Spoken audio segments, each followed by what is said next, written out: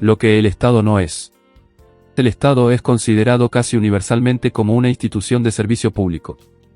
Algunos teóricos veneran al Estado como la apoteosis de la sociedad, otros lo consideran como una amigable, aunque algunas veces ineficiente, organización para el logro de fines sociales, pero casi todos lo consideran como un medio necesario para lograr los objetivos de la humanidad, un medio a ser contrapuesto al sector privado, y que usualmente gana en esta competencia por recursos. Con el surgimiento de la democracia, la identificación del Estado con la sociedad se ha redoblado, hasta el punto que es común escuchar la expresión de sentimientos que virtualmente violan todos los principios de la razón y el sentido común, tales como «nosotros somos el gobierno». El útil término colectivo, nosotros, ha permitido que un camuflaje ideológico haya sido extendido sobre la realidad de la vida política.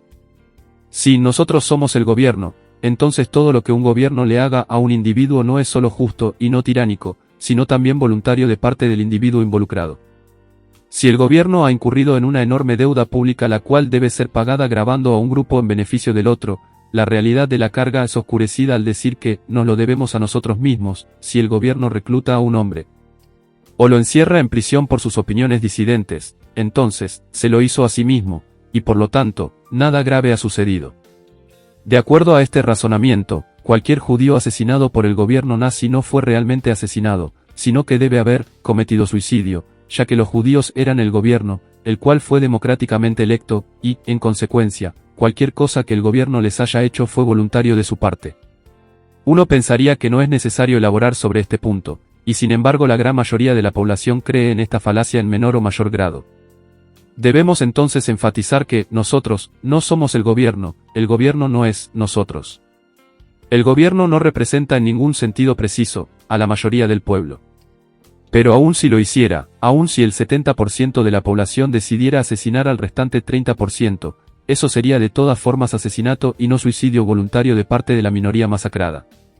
A ninguna metáfora organicista ni calmante y relevante de que todos somos parte del otro debe permitírsele oscurecer este hecho básico. Sí, entonces, el Estado no es nosotros, sino es la familia humana juntándose para decidir sobre sus problemas comunes, si no es una reunión de una logia o country club, ¿qué es el Estado? Brevemente, el Estado es aquella organización en la sociedad que intenta mantener un monopolio sobre el uso de la fuerza y la violencia en una determinada área territorial. En particular, el Estado es la única organización que obtiene sus ingresos, no a través de contribuciones voluntarias o el pago por servicios prestados, sino a través de la coerción. Mientras que otros individuos o instituciones obtienen sus ingresos por medio de la producción de bienes y servicios y por la venta voluntaria y pacífica de dichos bienes y servicios a otros individuos, el Estado obtiene su renta mediante el uso de la compulsión, es decir, la amenaza de la cárcel y la bayoneta. Luego de usar la fuerza y la violencia para obtener sus ingresos, pasa a regular las demás acciones sus súbditos individuales. Uno pensaría que la simple observación de todos los estados a lo largo de la historia y sobre todo el globo terráqueo, sería suficiente prueba de esta afirmación, pero el aura de mito ha envuelto por mucho tiempo las actividades del Estado, que cierta elaboración es necesaria. El hombre viene al mundo desnudo y con la necesidad de usar su mente para aprender cómo tomar los recursos que le ha dado la naturaleza y transformarlos, por ejemplo, mediante la inversión de capital, en formas y maneras y lugares en los cuales dichos recursos puedan ser usados para la satisfacción de sus necesidades y el avance de su nivel de vida.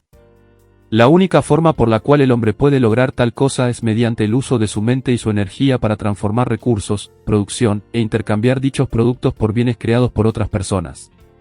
El hombre ha descubierto que a través del proceso de intercambio voluntario y mutuo, la productividad y por tanto el nivel de vida de todos los participantes en el intercambio puede incrementarse enormemente. El único curso natural para la supervivencia del hombre y la obtención de riqueza es, por lo tanto, el uso de su mente y energía para dedicarse al proceso de la producción e intercambio. El hombre hace esto, en primer lugar encontrando recursos naturales y transformándolos, mezclando su trabajo con ellos, según la AC, para hacerlo su propiedad individual y luego intercambiando dicha propiedad por la propiedad similarmente obtenida de otros. El camino social dictado por los requerimientos de la naturaleza del hombre es, por consiguiente, el camino de los derechos de propiedad. A través de este camino los hombres han aprendido a evitar los métodos de la selva, el pelear por los recursos escasos, de manera que A solo puede obtenerlos a expensas de B y, en cambio, ha aprendido a multiplicar dichos recursos inmensamente en armoniosa y pacífica producción e intercambio. El gran sociólogo alemán Franz Oppenheimer señaló que hay solo dos formas mutuamente excluyentes de obtener riqueza, en primer lugar, el método anterior de la producción e intercambio, al cual llamó los medios económicos. La otra forma es más simple, en el sentido que no requiere de productividad, es el método de la captura de los bienes o servicios de otros por medio de la fuerza y la violencia. Este es el método de la confiscación unilateral, del robo de la propiedad de otros. Este es el método que Oppenheimer denominó medios políticos hacia la riqueza. Debería estar claro que el uso pacífico de la razón y la energía propia para la producción es el camino natural para el hombre, sus medios de supervivencia y prosperidad en esta tierra. Debería ser igualmente claro que los medios coercivos y explotadores son contrarios a la ley natural, son parasíticos. Pues en vez de agregar a la producción, subtrae de ella. Los medios políticos desvían la producción hacia un individuo o grupo parasítico y destructivo, y esta desviación no solo subtrae del número de productores, sino que también reduce el incentivo que estos tienen para producir más allá de su propia subsistencia. A largo plazo, el ladrón destruye su propio medio de subsistencia al menguar o eliminar la fuente de sus propias provisiones. Pero no solo eso, pues aún en el corto plazo, el depredador está actuando en contra de su propia naturaleza como ser humano. Estamos ahora en una posición de contestar más completamente la pregunta, ¿qué es el Estado? El Estado, en palabras de Oppenheimer, es la organización de los medios políticos, es la sistematización del proceso predatorio sobre un territorio determinado. Pues el crimen es, en el mejor de los casos, esporádico e incierto, el parasitismo es efímero y la vida coercitiva y parasítica puede ser cortada en cualquier momento, a través de la resistencia de las víctimas. El Estado provee un canal legal, ordenado y sistemático para la depredación de la propiedad privada, hace segura y relativamente pacífica la vida de la casta de parásitos en la sociedad. Ya que la producción debe preceder siempre a la depredación, el mercado libre es anterior al Estado. El Estado nunca ha sido creado mediante un contrato social, siempre ha nacido de la conquista y la explotación. El paradigma clásico era el de una tribu conquistadora haciendo una pausa en sus métodos ancestrales de saqueo y asesinato de una tribu conquistada, para darse cuenta que el tiempo de vida de la depredación sería más largo y seguro, y la situación más placentera, si a la tribu conquistada se le permitiese vivir y producir, con los conquistadores asentándose entre ellos. Como gobernantes, exigiendo un tributo anual estable. Un método para el nacimiento del Estado puede ser ilustrado de la siguiente manera: en las colinas del sur de Ruritania, un grupo de bandidos logra tomar el control físico sobre el territorio y entonces, el cacique de la banda se proclama a sí mismo, rey del gobierno soberano e independiente de Ruritania del Sur. Y si él y sus hombres tienen la fuerza necesaria para mantener este gobierno por un rato, bienvenidos. Un nuevo Estado se ha unido a la familia de naciones, y los antiguos líderes de la banda han sido transformados en la nobleza legal del reino. Como se preserva el Estado a sí mismo una vez que el Estado ha sido establecido, el problema del grupo o casta dominante es cómo mantener su dominio. Mientras que la fuerza es su modus operandi, su problema básico y de largo plazo es ideológico. Pues para continuar a cargo, cualquier gobierno, no solamente uno democrático, debe tener el apoyo de la mayoría de sus súbditos. Este apoyo, se debe hacer notar, no necesariamente debe ser entusiasmo activo, muy bien puede ser resignación pasiva, como ante una inevitable ley de la naturaleza. Más apoyo debe haber, en el sentido de aceptación de algún tipo, de otra manera la minoría de gobernantes del Estado eventualmente sería abrumada por la activa resistencia de la mayoría del público. Debido a que la depredación debe ser mantenida a partir de los excedentes de la producción, es necesariamente cierto que la clase constituyente del Estado, la burocracia permanente y la nobleza, debe ser una minoría bastante pequeña del país, aunque puede, desde luego, comprar aliados entre los grupos importantes de la población. Por lo tanto, la principal tarea de los gobernantes es siempre asegurar la aceptación activa o resignada de la mayoría de los ciudadanos. 8. 9. Por supuesto, uno de los métodos para asegurarse apoyo es la creación de privilegios. Por lo tanto, el rey solo no puede gobernar, debe tener un grupo considerable de seguidores quienes disfrutan de las prerrogativas del dominio, por ejemplo, los miembros del aparato estatal, tales como la burocracia permanente o la nobleza consolidada. Pero este método garantiza solamente una minoría de seguidores ávidos y hasta la fundamental compra de apoyos a través de subsidios y el otorgamiento de privilegios no es capaz de lograr el consentimiento de la mayoría. Para lograr tal consentimiento la mayoría debe ser convencida por medio de la ideología de que su gobierno es bueno, sabio, al menos inevitable y ciertamente mejor que las alternativas concebibles.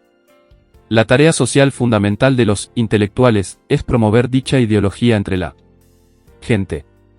Pues las masas de hombres no crean sus propias ideas, es más, ni siquiera piensan a través de ellas independientemente, sino que siguen pasivamente las ideas adoptadas y diseminadas por el cuerpo de intelectuales. Los intelectuales son, por lo tanto, los formadores de opinión en la sociedad. Y ya que precisamente lo que el Estado necesita desesperadamente es el moldeamiento de la opinión pública, la base de la antigua alianza entre el Estado y los intelectuales se hace clara. Es evidente que el Estado necesita a los intelectuales, no es tan evidente porque los intelectuales necesitan al Estado. En pocas palabras, podemos afirmar que el sustento de los intelectuales es un mercado libre nunca está demasiado seguro, pues estos deben depender de los valores y elecciones de las masas de sus compatriotas y es precisamente característico de las masas que generalmente están desinteresadas en los asuntos intelectuales. El Estado, por otro lado, está dispuesto a ofrecerle a los intelectuales una posición permanente dentro del aparato estatal y, por lo tanto, renta segura y la panoplia del prestigio. Pues el intelectual será recompensado generosamente por la importante función que desempeña para los gobernantes, grupo del cual ahora pasa a formar parte.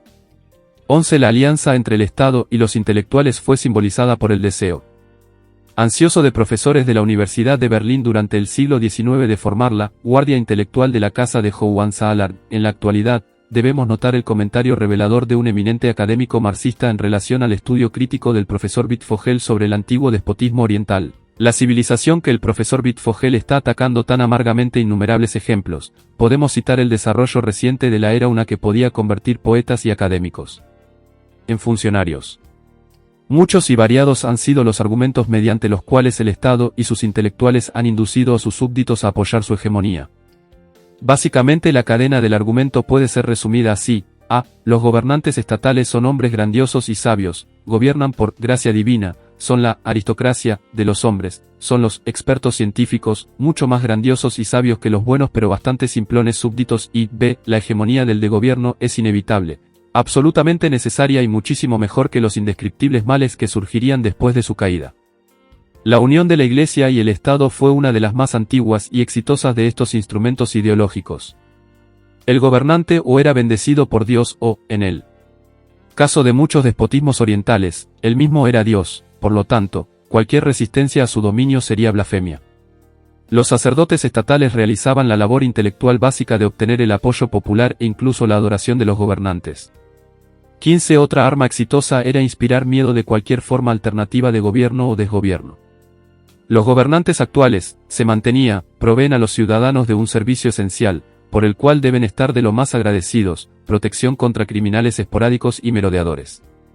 Pues el Estado, para mantener su propio monopolio de la depredación, en efecto se aseguraba de que el crimen privado y esporádico fuese mantenido al mínimo. El Estado siempre ha sido celoso de su propio dominio. Especialmente el Estado ha sido exitoso en siglos recientes en inspirar miedo de otros gobernantes. Ya que la superficie terrestre del globo ha sido parcelada entre estados particulares, una de las doctrinas básicas del Estado fue identificarse a sí mismo con el territorio que gobernaba. Como muchas personas tienden a amar su tierra natal, la identificación de dicha tierra y su gente con el Estado era un medio de hacer trabajar al patriotismo natural a favor del Estado. Si Rurateinia estaba siendo atacada por Moldavia, la primera tarea del Estado y sus intelectuales era convencer a los habitantes de Rurateinia de que el ataque era realmente contra ellos y no simplemente contra la casta gobernante. De esta forma, una guerra entre gobernantes fue convertida en una guerra entre pueblos, con cada pueblo saliendo en la defensa de sus gobernantes, bajo la creencia errónea que los gobernantes los estaban defendiendo a ellos. Este truco del nacionalismo ha sido exitoso solamente en la civilización occidental, en siglos recientes. No hace mucho tiempo que las masas de súbditos consideraban las guerras como batallas irrelevantes entre distintos grupos de nobles. Numerosas y sutiles son las armas ideológicas que el Estado ha empuñado durante siglos. Un arma exitosa ha sido la tradición. Mientras más largo sea el tiempo que el gobierno del Estado ha sido capaz de preservarse a sí mismo, esta arma es más poderosa, pues entonces la dinastía X o el Estado y tiene el peso aparente de siglos de tradición tras de sí. La adoración de nuestros ancestros se convierte entonces en un medio no tan sutil de adoración de nuestros gobernantes ancestrales. El mayor peligro para el Estado es la crítica intelectual independiente. No hay mejor manera de reprimir dicha crítica que atacando cada voz aislada, cada promotor de nuevas dudas, como un profano violador de la sabiduría de sus ancestros. Otra potente fuerza ideológica es depreciar al individuo y exaltar la colectividad de la sociedad. Puesto que cualquier gobierno necesita aceptación de la mayoría, cualquier peligro ideológico para dicho dominio solo puede surgir a partir de unos pocos individuos de pensamiento independiente. La nueva idea, mucho menos la nueva crítica idea, necesita comenzar como una opinión de una pequeña minoría, por lo tanto, el Estado debe cortar dicha visión de raíz ridiculizando cualquier idea que desafía las opiniones de las masas. El "escuchad solo a vuestro hermano" o "ajústese a la sociedad", por lo tanto, se transforman en armas ideológicas para aplastar la disidencia. Con tales medidas las masas nunca aprenderán sobre la inexistencia del traje de su emperador. También es importante para el Estado hacer parecer inevitable su dominio, aun si su reinado es impopular será enfrentado entonces con resignación pasiva, como atestigua el aparejamiento familiar de muerte e impuestos. Un método es inducir al determinismo historiográfico en oposición la libre voluntad individual.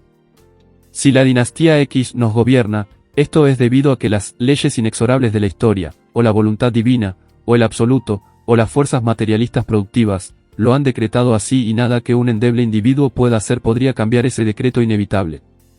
También es importante para el Estado inculcar a sus súbditos una animadversión por cualquier teoría de conspiración de la historia, pues la búsqueda de conspiraciones significa una búsqueda de motivos y la atribución de responsabilidades por las fechorías históricas. Sin embargo, si cualquier tiranía, corrupción o guerra agresiva impuesta por el Estado, no fue causada por los gobernantes del Estado, sino por las misteriosas y secretas fuerzas sociales, o por el imperfecto estado del mundo, o si de alguna manera todo el mundo fuese responsable, todos somos asesinos, proclama un eslogan, entonces no tiene sentido que la gente se sienta indignada y se levante en contra de tales crímenes. Además, un ataque contra las teorías de conspiración significa que los súbditos se harán más crédulos al tragarse las razones de bienestar general, que siempre son presentadas por el Estado para dedicarse a cada una de sus actividades despóticas. Una teoría de conspiración puede desestabilizar el sistema al causar que el público dude de la propaganda ideológica del Estado. Otro método probado y auténtico para doblegar a sus súbditos a la voluntad del Estado es inducir sentimientos de culpa. Cualquier incremento en el bienestar privado puede ser atacado como avaricia escandalosa, materialismo o excesiva opulencia, el producir ganancias puede ser atacado como explotación, usura, intercambios mutuamente beneficiosos denunciados como egoísmo y, de alguna manera, siempre llegando a la conclusión que más recursos deben ser desviados del sector privado al público. La culpa así inducida hace al público más presto a aceptar exactamente eso. Pues mientras las personas individuales tienden a dejarse llevar por la avaricia egoísta, la incapacidad de comprometerse en intercambios se supone que debe representar su devoción a causas más elevadas y nobles, siendo aparentemente la depredación parasítica moral y estéticamente magnánima en comparación con el trabajo pacífico y productivo. En la presente, más secular, época el derecho divino del Estado ha sido suplido mediante la invocación de un nuevo Dios, la ciencia. Se proclama ahora que el gobierno del Estado es ultracientífico, al constituir planificación por expertos.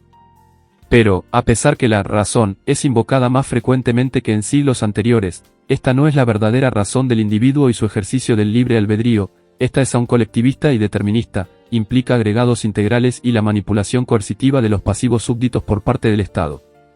El creciente uso de la jerga científica le ha permitido a los intelectuales del Estado tejer apologías obscuras del Estado que solo habrían sido los gobernantes de ridiculizadas por los habitantes de una época más sencilla.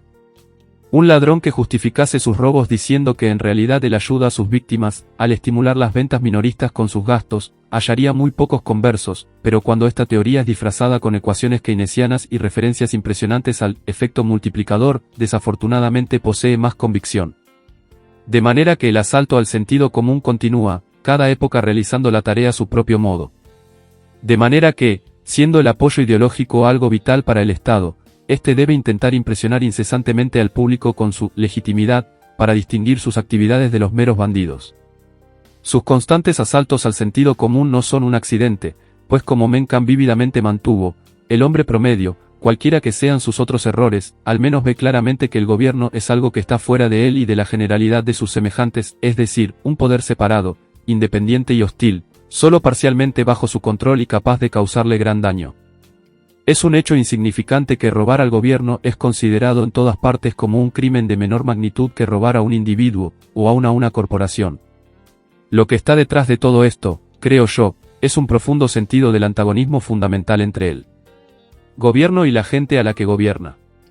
Este es entendido, no como un comité de ciudadanos escogidos para encargarse de los asuntos comunales de toda la población, sino como una corporación separada y autónoma, principalmente abocada a la explotación de la población para el beneficio de sus propios miembros, los del Estado. Cuando un ciudadano privado es robado, una persona valiosa es privada de los frutos de su trabajo y ahorros. Cuando un gobierno es robado, lo peor que pasa es que ciertos granujas y parásitos tendrán menos dinero para jugar que antes. La noción de que ellos se ganaron ese dinero nunca es considerada. Para la mayoría de las personas sensibles dicha noción sería ridícula. 19. Como el Estado trasciende sus límites, como Bertrand de Jouvenel sagazmente señaló, a lo largo de los años los hombres han inventado conceptos diseñados para contener y limitar el ejercicio del gobierno del Estado, y una vez tras otra el Estado, usando a sus aliados intelectuales, ha logrado transformar estos conceptos en sellos de aprobación intelectual de legitimidad y virtud adjuntados a sus decretos y actuaciones. Originalmente, en Europa occidental el concepto de soberanía divina sostenía que los reyes solo podían gobernar de acuerdo a la ley divina. Los reyes transformaron el concepto en un sello de aprobación divina para cualquiera de las acciones del rey. El concepto de democracia parlamentaria comenzó como una limitación popular al poder de la monarquía absolutista, terminó con el parlamento como la parte esencial del Estado y cada uno de sus actos como absolutamente soberano. Como Jouvenel concluye, muchos escritores sobre la teoría de la soberanía han divisado uno de estos mecanismos de restricción. Pero al final, todas y cada una de estas teorías han perdido su propósito original tarde o temprano y han venido a ser meros trampolines al poder, al proveerlo con la poderosa ayuda de un soberano invisible con quien poderse identificar satisfactoriamente con el paso del tiempo. Similarmente, con doctrinas más específicas, los derechos naturales del individuo consagrados por John Locke y la ley de derechos se convirtieron en al estatista, derecho a un trabajo. El utilitarismo se transformó de argumentos en favor de la libertad en argumentos contra la resistencia a las invasiones de la libertad por el Estado, etc. Ciertamente el intento más ambicioso de imponer límites al Estado ha sido la Ley de Derechos y otras partes restrictivas de la Constitución de los Estados Unidos, en los cuales límites escritos sobre el gobierno se convirtieron en la ley suprema a ser interpretada por un poder judicial supuestamente independiente de las otras ramas del gobierno. Todos los estadounidenses están familiarizados con el proceso por el cual la construcción de límites en la Constitución ha sido inexorablemente expandida a lo largo del último siglo. Pero pocos han sido tan agudos como el profesor Charles Black para ver que en el proceso el Estado ha transformado la misma revisión judicial de un instrumento para limitar a tan solo un instrumento más para suministrar legitimidad ideológica a sus actuaciones. Pues si un decreto de inconstitucionalidad es una contención potente del poder del Estado, un veredicto implícito o explícito de constitucionalidad es un arma fabulosa para alentar la aceptación pública de cada vez mayores poderes gubernamentales. El profesor Black comienza su análisis señalando la crucial necesidad de legitimidad para que cualquier gobierno perdure. Esta legitimación significa aceptación mayoritaria básica del gobierno y sus acciones. La aceptación de la legitimidad se hace un problema particular en un país como los Estados Unidos, donde limitaciones sustantivas están incluidas en la teoría sobre la que el gobierno descansa. Lo que se necesita, agrega Black, es un medio por el cual el gobierno pueda asegurar al público que sus crecientes poderes son, de hecho, constitucionales. Y esta, concluye, ha sido la principal función histórica de la revisión judicial. Dejemos que Black ilustre el problema. El riesgo supremo, para el gobierno, es la deslealtad y sentimiento de indignación ampliamente diseminado en la población, y la pérdida de autoridad moral por el gobierno como tal, por mucho que ésta sea apoyada por la fuerza, la inercia o la falta de una alternativa atractiva disponible inmediatamente. Casi cualquier persona que viva bajo un gobierno de poderes limitados, tarde o temprano se verá sujeto a una acción gubernamental que desde la óptica de la opinión privada se encuentra fuera de los poderes del gobierno o prohibida positivamente. Un hombre es reclutado, aunque no encuentra nada en la Constitución sobre ser reclutado. A un granjero se le dice cuánto trigo puede cosechar, y descubre que algunos abogados respetables creen igual que el gobierno no tiene más derecho de decirle cuánto trigo puede cosechar que de decirle a su hija con quién se puede casar. Un hombre va a la cárcel federal por decir lo que quiere y se encuentra en su celda recitando: el Congreso no pasará leyes que limiten la libertad de expresión. A un comerciante se le dice cuánto puede y debe pedir por uña mantequilla. El peligro es bastante real de que cada una de estas personas, y quien no se cuenta entre sus filas, confronte el concepto de limitación del gobierno con la realidad, como a él le parece, de la flagrante transgresión de los límites concretos y llegue a la obvia conclusión respecto al estado de su gobierno en cuanto a su legitimidad. El peligro es evitado por el Estado al proponer la doctrina que una agencia debe tener la última palabra en asuntos de constitucionalidad y que esta agencia dipse, en el análisis final, parte del mismo gobierno federal. Pues mientras la aparente independencia del aparato judicial federal ha jugado un papel vital en convertir sus acciones en santa palabra para la masa de la población, también es cierto que la judicatura es parte y parcela del aparato gubernamental y es nombrada por las ramas ejecutiva y legislativa. Black admite que esto significa que el Estado se ha convertido en juez de su propia causa, violando en consecuencia un principio jurídico básico en la búsqueda de decisiones justas. Black niega bruscamente la posibilidad de otra alternativa. Black agrega, el problema es entonces, inventar los medios gubernamentales de manera que, con un poco de suerte, se reduzca a un mínimo tolerable la objeción que el gobierno es juez de su propia causa. Habiendo logrado lo anterior, solo se puede esperar que esta objeción, aunque teóricamente aún válida, énfasis mío, pierda en la práctica suficiente fuerza, de manera que la labor legitimadora de la institución que decida gane aceptación. En el análisis final, Black encuentra el logro de la justicia y la legitimidad de que el Estado perpetuamente esté juzgando sus propias causas como un verdadero milagro, aplicando su tesis al famoso conflicto entre la Corte Suprema y el New Deal. El profesor Black incisivamente regaña a sus compañeros colegas pro New Deal por su miopía al denunciar la obstrucción judicial, la versión estándar de la historia del New Deal y la Corte, a pesar de ser precisa en su forma, desplaza el énfasis, se concentra en las dificultades, casi olvida la forma en que todo el asunto terminó. Su consecuencia fue, y esto es lo que me gasta enfatizar, que después de casi 24 meses de resistencia, la Corte Suprema, sin un solo cambio en las leyes de su composición, o de hecho, en su directiva efectiva, colocó el sello afirmativo de legitimidad en el New Deal y en la totalidad del nuevo concepto de gobierno en los Estados Unidos 27. De esa forma, la Corte Suprema fue capaz de mandar al sueño eterno al amplio grupo de estadounidenses que tenía serias objeciones constitucionales contra el New Deal. Desde luego, no todo el mundo estuvo satisfecho. El Bonnie Prince Charlie del laissez-faire mandado constitucionalmente todavía agita los corazones de unos pocos fanáticos en las montañas de la irrealidad colérica. Pero ya no hay ninguna duda pública significativa o peligrosa respecto al poder constitucional del Congreso para manejar economía nacional de la forma que lo hace. No teníamos otro medio, sino la Corte Suprema, para imprimirle legitimidad al New Deal.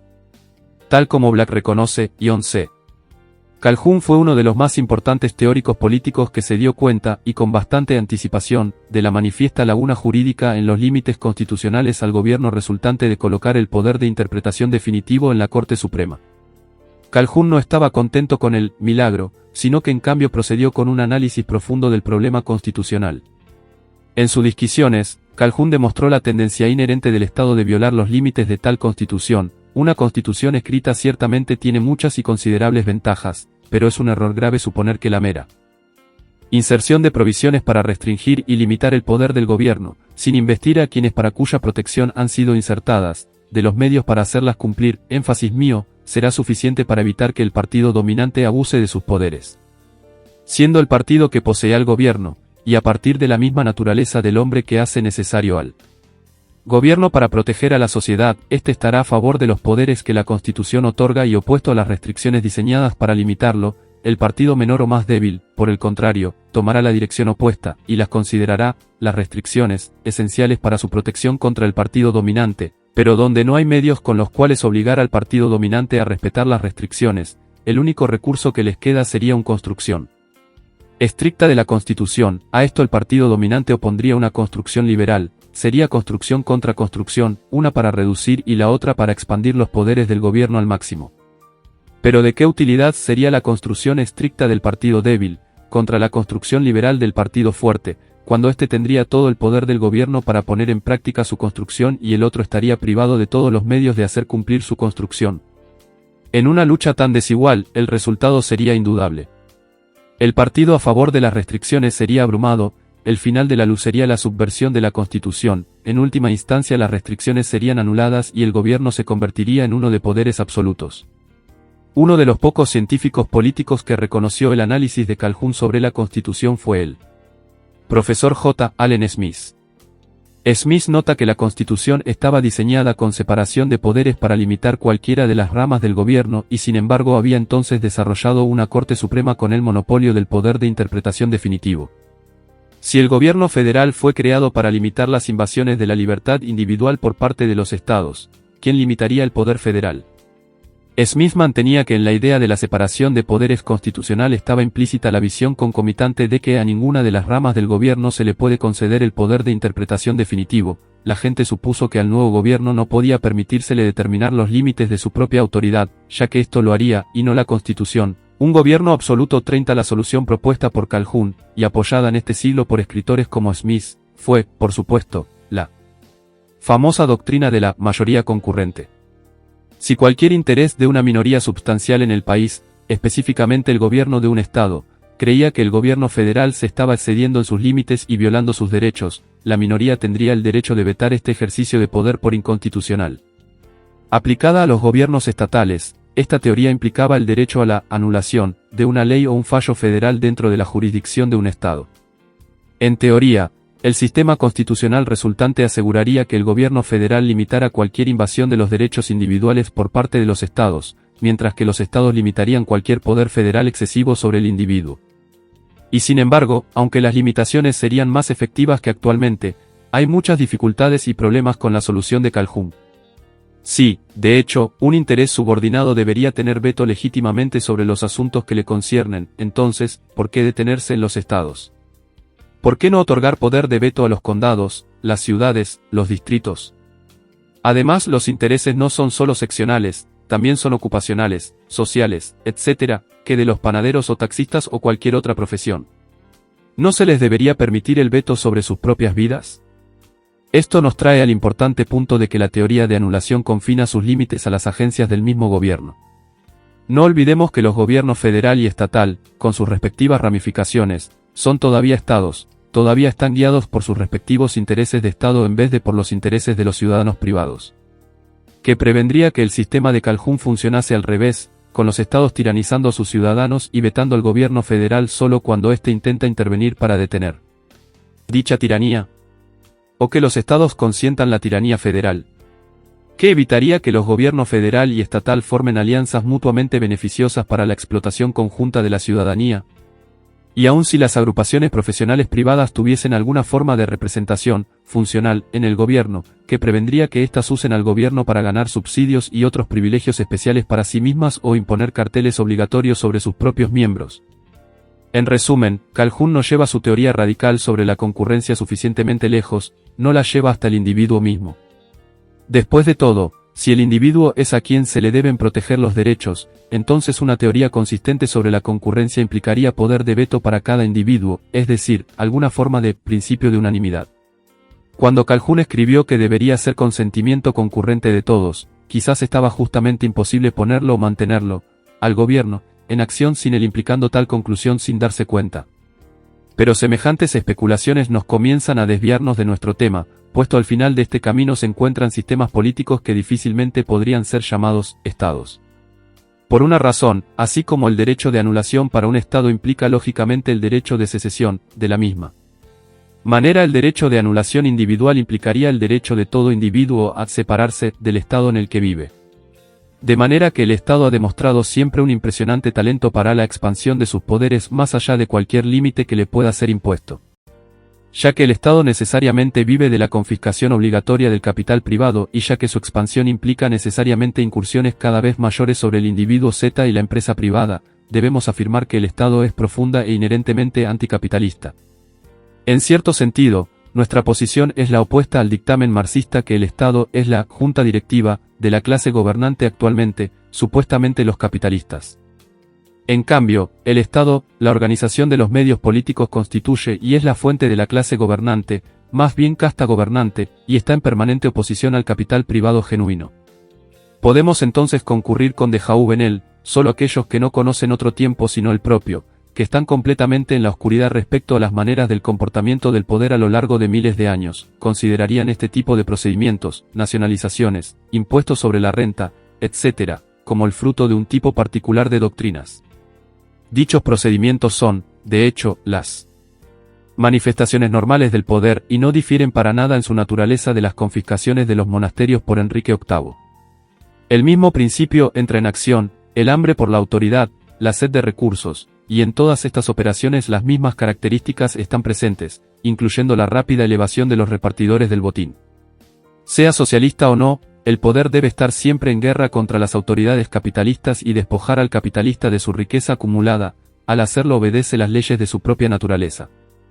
Lo que el Estado teme por sobre todas las cosas es, por supuesto, cualquier amenaza fundamental a su propio poder y existencia. La muerte del Estado puede suceder por dos vías, a través de la conquista por otro Estado, o b, a través del derrocamiento revolucionario por sus propios súbditos, es decir, por guerra o por revolución.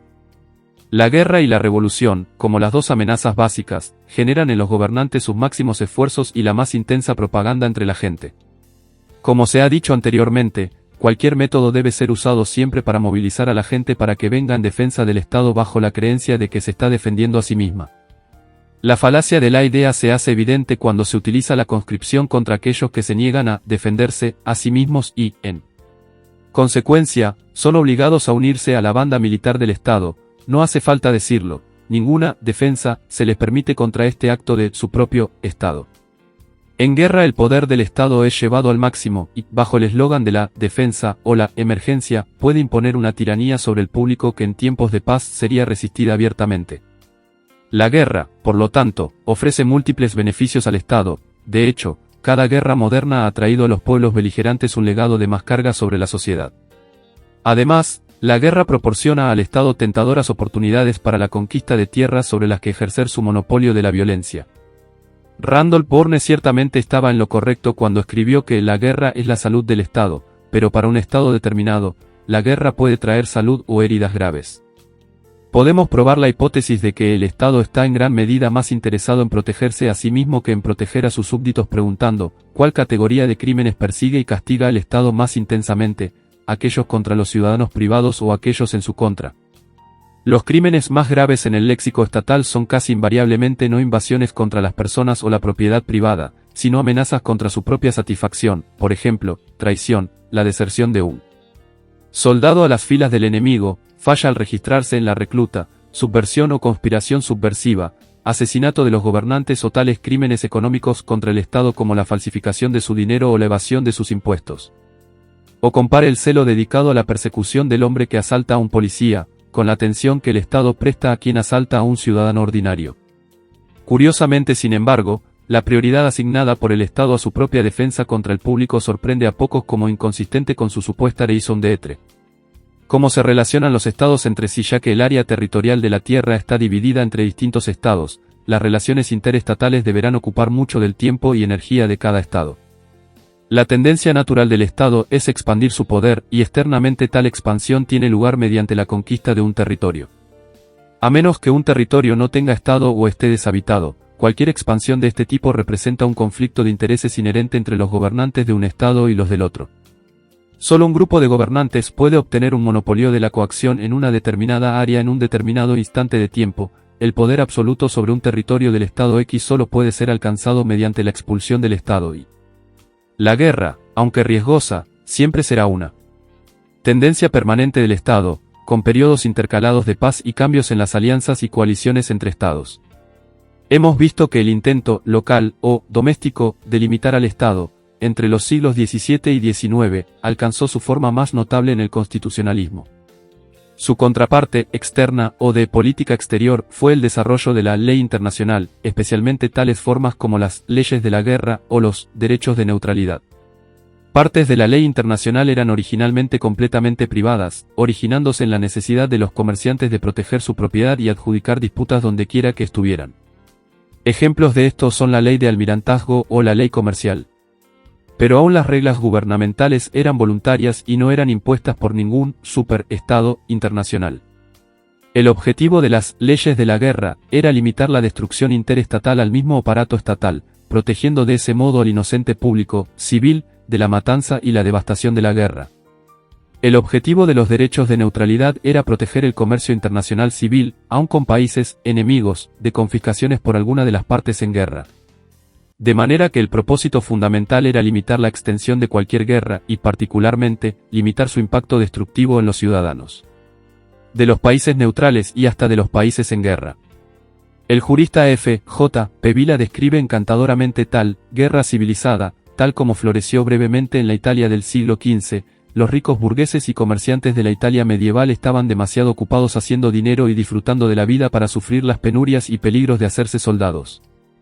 De manera que adoptaron la práctica de contratar mercenarios para que pelearan por ellos y, siendo ahorrativos, hombres de negocios, rápidamente despedían a sus mercenarios cuando sus servicios se hacían innecesarios.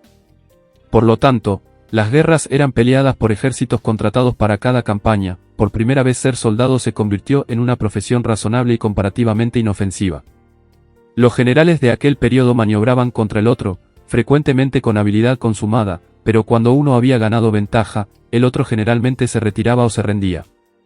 Era una regla reconocida que un pueblo solo podía ser saqueado si ofrecía resistencia, siempre se podía comprar la inmunidad mediante el pago de un rescate, en consecuencia ningún pueblo resistía nunca, siendo obvio que un gobierno demasiado débil para defenderlo había perdido el derecho a su lealtad. La población civil tenía poco que temer de los peligros de la guerra, que eran asunto solo de los soldados profesionales. La casi absoluta separación del civil privado de las guerras del Estado en la Europa del siglo XVIII es destacada por el profesor Neff, ni siquiera la comunicación postal era interrumpida por mucho en tiempos de guerra. Las cartas circulaban sin censura, con una libertad que asombra a una mente del siglo XX. Los súbditos de dos países en guerra se hablaban al encontrarse, y cuando no se podían encontrar se carteaban, no como enemigos, sino como amigos. La noción moderna de que los súbditos de un país enemigo son parcialmente responsables por las acciones beligerantes de sus gobernantes difícilmente existía. Ni tenían los gobernantes enfrentados la más mínima disposición para detener la comunicación con súbditos del enemigo. Las viejas prácticas de espionaje conectadas con creencias y ritos religiosos estaban desapareciendo, y ninguna inquisición relacionada con comunicaciones políticas o económicas era siquiera contemplada. Los pasaportes fueron creados como salvoconductos en tiempos de guerra. Durante la mayor parte del siglo XVIII rara vez se les ocurrió a los europeos abandonar sus viajes por países extranjeros con los que el suyo estaba en guerra. Y siendo el comercio crecientemente reconocido como beneficioso para ambas partes, las guerras del siglo XVIII también tienen su contraparte en una cantidad considerable de comercio con el enemigo. Cuán lejos han sobrepasado los estados las reglas de guerra civilizada durante este siglo no necesita ser elaborado acá. En la era moderna de la guerra total, combinada con la tecnología de destrucción total, la misma idea de limitar la guerra al aparato estatal parece más curiosa y obsoleta que la constitución original de los Estados Unidos. Cuando los estados no están en guerra, frecuentemente son necesarios acuerdos para mantener las fricciones al mínimo. Una doctrina que curiosamente ha ganado amplia aceptación es la supuesta santidad de los tratados. Este concepto es tratado como contraparte de la santidad de los contratos. Pero un tratado y un contrato genuino no tienen nada en común. Un contrato transfiere, de manera precisa, títulos de propiedad privada. Como el gobierno no posee, en ningún sentido apropiado, el territorio que ocupa, cualquier acuerdo que concluya no confiere títulos de propiedad. Por ejemplo, si el señor Jones le vende o le da su tierra al señor Smith, el heredero de Jones no puede aparecérsele al heredero de Smith y reclamar la tierra como legalmente suya. El título de propiedad ya ha sido transferido. El contrato del viejo Jones es automáticamente vinculante sobre el joven Jones, porque aquel ya ha transferido la propiedad. El joven Jones, por lo tanto, no tiene derecho a tal propiedad.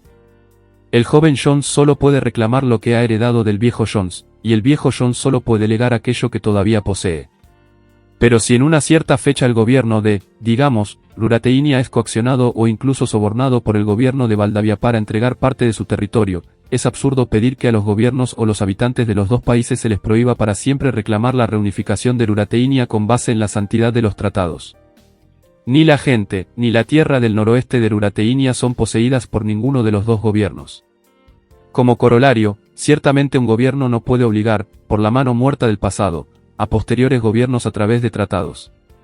Similarmente, un gobierno revolucionario que derrocara al rey de Rurateinia, difícilmente podría ser hecho responsable por las acciones o deudas del rey, pues un gobierno no es, como si lo es un niño, un verdadero heredero de la propiedad de su predecesor. La historia como competencia entre el poder estatal y el poder social, así como las dos básicas y mutuamente excluyentes interrelaciones entre hombres son la cooperación pacífica o la explotación coactiva, producción o depredación. Particularmente su historia económica, puede ser considerada como una competencia entre estos dos principios. En una mano hay productividad creativa, intercambio pacífico y cooperación, en la otra dictados coactivos y depredación sobre aquellas relaciones sociales. El poder social es el poder del hombre sobre la naturaleza, su transformación cooperativa de los recursos naturales y su entendimiento de las leyes de la naturaleza, en beneficio de todos los individuos participantes. El poder social es el poder sobre la naturaleza, el nivel de vida alcanzado por el hombre en intercambio mutuo. El poder estatal, como hemos visto, es la coactiva y parasítica confiscación de esta producción, un drenaje de los frutos de la sociedad en beneficio de gobernantes improductivos, de hecho, antiproductivos. Mientras el poder social es sobre la naturaleza, el poder estatal es poder sobre el hombre. A lo largo de la historia las fuerzas productivas y creativas del hombre han ideado, una y otra vez, nuevas formas de transformar la naturaleza en beneficio del hombre. Esos han sido los tiempos cuando el poder social ha tomado la delantera al poder estatal, y cuando el grado de invasión de la sociedad ha disminuido considerablemente. Pero siempre, después de un tiempo largo o corto, el Estado se ha movido hacia estas nuevas áreas, lisiando y confiscando el poder social una vez más. Si entre los siglos XVII y XIX, en muchos países de Occidente, fueron tiempos de creciente poder social y un corolario aumento de la libertad, paz y bienestar social, el siglo XX ha sido principalmente una era durante la cual el poder estatal se ha estado recuperando con la consecuente reversión hacia el esclavismo, guerra y destrucción. En este siglo, la raza humana se enfrenta una vez más al virulento reino del Estado armado ahora con los frutos de los poderes creativos del hombre, confiscados y pervertidos para sus propios objetivos. Los recientes siglos fueron tiempos en los que los hombres trataron de poner límites constitucionales y de otro tipo al Estado, solo para darse cuenta que tales límites, como con todos los otros intentos, han fallado. De las numerosas formas que han tomado los gobiernos a lo largo de siglos, de todos los conceptos e instituciones que han sido probadas, ninguna ha tenido éxito en mantener al Estado bajo control. Evidentemente, el problema del Estado está tan lejos de una solución como nunca antes. Tal vez nuevas formas de pensar deban ser exploradas, si es que la solución exitosa y definitiva del problema del Estado ha de ser lograda algún día.